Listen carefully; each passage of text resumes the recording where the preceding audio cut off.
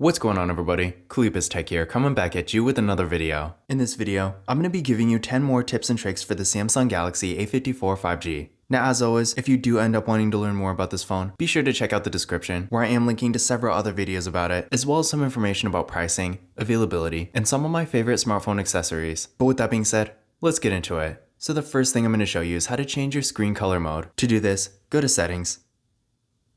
From here, go to Display. And then from here, go to Screen Mode.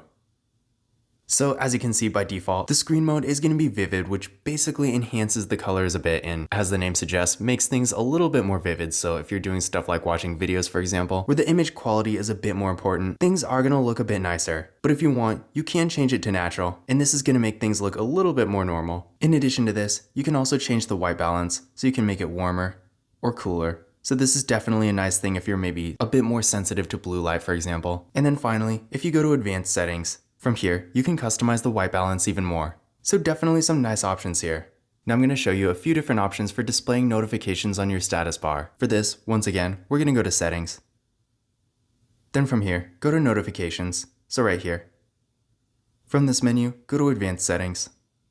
And in this menu, right at the top, we got a section that says Status Bar. First things first, by default, the battery percentage is going to be on, but you can turn it off if you want. And keep in mind, if you do this, you still are going to be able to see it if you pull down the shade like this, so right there. And then in addition to this, if we go to where it says Show Notification Icons, by default, it's going to show the 3 most recent. So if you have a message from like a Facebook Messenger and then Instagram and Snapchat, those 3 are going to show up here. But then if you get any more after that, the icons are not actually going to be on the status bar. Now you can't have it show everything. So if you do all notifications, then yeah, it's going to show everything. And in my opinion, it makes things look a little bit messy, but some people might like it. You can also have it show only the numbers. So if you get a lot of notifications and you don't really want to see the individual icons, this can be useful. Or if you really want it to be super clean and you don't care at all about your notifications, you can have it show nothing. Now I'm going to show you an alternate way to take a screenshot. Now with this phone, or pretty much any phone in general, the normal way to take a screenshot is by pressing the power key and the volume down key at the same time. So like this. So as you can see, that just took a screenshot. But with this phone, there is another way called palm swipe to capture. Now this feature should be on by default, but in case it's not, what you're going to want to do is go to Settings. From here, go to Advanced Features. So right here. Then from here, go to Motions and Gestures. And then finally, make sure palm swipe to capture is turned on. Once it's on, to take a screenshot, all you have to do is go like this.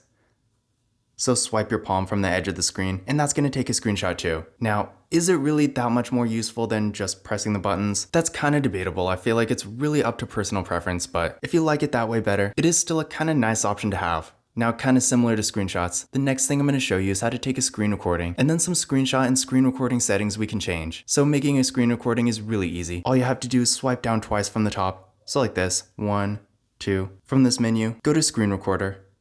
We're going to have a couple different options here. So first things first, there's the sound. By default, it is going to record media sounds. So for example, if you're like recording a video or a game or something like that, you can also mute the sound entirely, or you can have it record media and mic. So if you want to record a video and narrate it, that is always an option. Show taps and touches. So this is basically like a little cursor whenever you're touching the screen. Once you're done here, hit start recording. There's going to be a countdown. And now we are recording. As you can see, there's a bit of a toolbar up here. You can draw on the screen. This is going to allow you to record yourself, so you can also pause it. Oh, and here's the cursor right here. So as you can see, that little dot.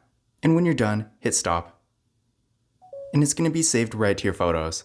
So yeah, definitely a real simple feature. But when it comes to screenshots and screen recording, there are some settings we can change. So to get to these, go to Settings. From here, go to Advanced Features. So right here. Then from here, go to Screenshots and Screen Recorder.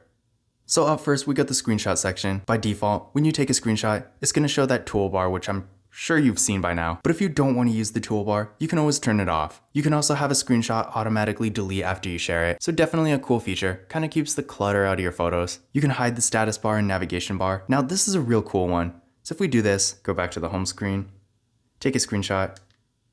And now if we take a look at this, as you can see here, the status bar and navigation bar were not included, so it definitely looks a bit nicer. Under this, if you want to save the original screenshots, so if you edit something, it's going to save it as a copy instead of actually altering the picture itself. It's a nice option to have, but I feel like the use case for this is pretty situational. You can also change it from a JPG to a PNG. Save screenshots in so you can set the location. And under this, we got the screen recorder section. So as you can see by default, the sound is going to record media, but if you maybe always record media and mic, or maybe you never use sound at all, you can set a default here, so that way whenever you make a screen recording, you don't have to change it every time. Under this, we got video quality. So by default, it will be 1080p, which makes sense since after all this is a 1080p display, but you can also use 720p or 480p. And then under this, you can change the size of the selfie video. So if you're recording your face while you're screen recording, you can make it either larger or a bit smaller. Then again, remember, you can also show taps and touches, so here you can have it automatically be on. And then just like the screenshots, you can also save screen recordings to a certain location. Now I'm going to show you a feature called camera flash notification. So this feature is essentially going to have the camera flash whenever you get a notification. So definitely an interesting feature. To activate it, go to settings. From here, go to accessibility. Then from here, go to advanced settings. Then from here, go to flash notification. Camera flash notification is right here. Toggle it on. By default, it is set to work for all apps, but if you want, you can set it to only specific apps. And in case you're wondering, this is what it looks like. So yeah, definitely an interesting feature here. Now I'm going to show you how to change your home screen grid layout. Now by default, it does look pretty good already, but if you want to add some extra apps, what you can do is press and hold your finger on a blank spot on the home screen, so like this. Then from here, go to settings. And from here, go to home screen grid. So by default, as you can see, it is going to be 4x5, but if you want, you can do 4x6, 5x5, and 5x6. So as you can see, you can definitely add quite a few more apps if you want. Now I'm going to show you how to customize the edge panel. Now in case you don't know, the edge panel is this tab right here that pulls into these apps. So definitely useful. You can change some of them. To do this, hit this pencil icon right here. And as you can see, besides these top 3 for whatever reason, you can change the bottom 5, so you can add and remove whatever you want. So definitely cool. But in addition to this, you can also customize the edge panel even further. To do this, go to settings. From here, go to display. And from the display menu, go to edge panel. So right here, as you can see, it is on, but if you want to disable it, just toggle this off. And as you can see, the edge panel is no longer there. But if you want to customize it, you can go here. And we got a few different options. First, you can change the actual panels. So if we go here, there are really a lot of different options. So there's apps, people, smart select, tasks, weather. The list really goes on and you can even download more if you want. And you can also have multiple tabs. So if you go like this, now if we open the edge panel, you can scroll between all the different ones. So definitely cool. You can also customize the handle. So if you go here, you can change the color so you can turn it red. Change the transparency, so by default it's going to be pretty high, so you can make it even more transparent, or you can make it pretty much solid. You can also change the size, so you can make it a bit larger or a bit smaller, and then you can make it wider as well. You can also move it around with this little handle right here. And by default, it is going to vibrate when you touch it, but if you don't want it to, you can turn this off. So overall, definitely some nice options here. The edge panel is really a cool feature, and even if you don't use it a whole lot, it is always a nice thing to have for the few times you do need it. But of course, if you never want to use it and it just kind of gets in the way, again, you can always disable it. Now I'm going to show you a feature called Eye Comfort Shield. This is basically going to tint the screen in more of an amber color, so it's going to filter out blue light, so if you're a little bit more sensitive to that, then this is definitely a nice thing to have. So to get to this, go to settings. From here, go to display. And Eye Comfort Shield is right here, so turn it on. And as you can see, the screen looks a bit warmer. You can also go here. You can make it a bit stronger or a bit weaker. You can also have it adjust automatically. So this is kind of like the iPhone's True Tone, for example. And then you can also schedule it. So if we go here, by default, when you first turn it on, it will be set to always on. But if you want, you can have it turn on from sunset to sunrise or set a custom time. Now I'm going to show you a quick way to open the Google Assistant. Now this is real easy. No matter what you're doing on your phone, all you have to do is press and hold the home button. So like this. And it's going to open right up. And for those of you who are using gesture navigation, since of course you don't have a home button, what you're going to do is swipe up from a corner like this. And there we go. And then finally, the last thing I'm going to show you is how to customize your always on display. Now in case you don't know, the always on display is this screen right here. So it's kind of like on, but not really. So to customize this, go to settings. From here, go to lock screen. And in this menu, always on display is right here.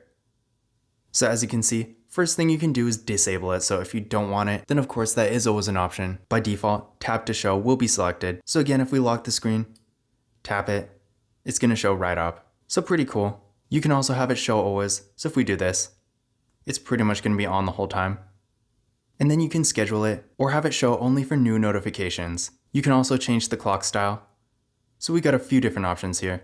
You can choose the style and the color, so definitely cool. By default, it will show music information. So if you're listening to something on like Spotify, for example, screen orientation, so it will be in portrait, but if for some reason you want it to be landscape, I don't know why someone would really want this, but it is always an option. And then finally, you can turn auto brightness on or off. So definitely quite a few options here. But those were 10 more tips and tricks for the Samsung Galaxy A54 5G. Again, if you want to learn more about this phone, be sure to check out the description where I am linking to several other videos about it, as well as some information about pricing, availability, and some of my favorite smartphone accessories. But that's it for this video. If you enjoyed it and found it useful, be sure to give it a thumbs up and hit that subscribe button. Don't forget to follow Kalipis Tech on Twitter and Instagram. And as always, I will see you in the next video.